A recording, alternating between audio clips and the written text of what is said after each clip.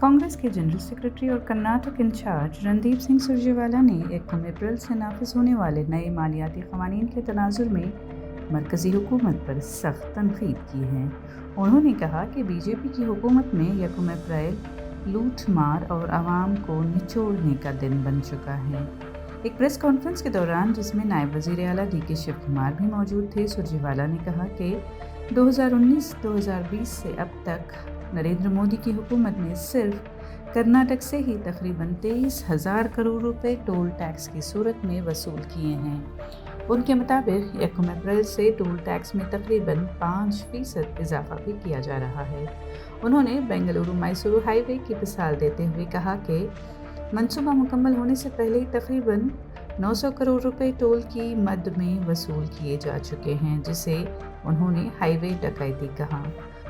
सुरजेवाला ने कहा कि 1 अप्रैल से 900 ज़रूरी अद्वियात की कीमतों में इजाफा किया जा रहा है, जिससे डायबिटीज़ और हाई ब्लड प्रेशर जैसे अमराज के मरीजों पर इजाफी बोझ हो जाएगा।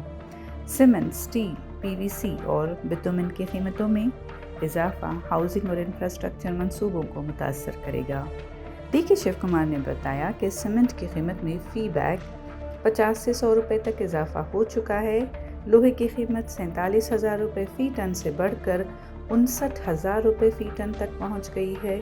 सुरजेवाला ने पोस्टल चार्जेस में इजाफे पर भी तनकीद करते हुए कहा कि स्पीड पोस्ट की कीमतों में 34% इजाफा किया गया है।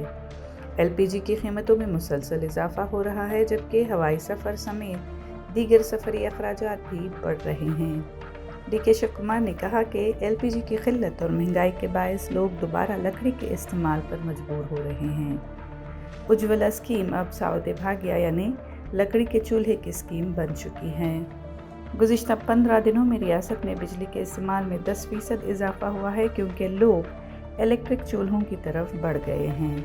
हुकूमत ने सड़कों के काम को जारी रखने के लिए खुद बिटुमेन फराहम करने का फैसला किया है, ताकि कीमतों में इजाफे के बावजूद तरक्याती कामों में रुकावट न हो।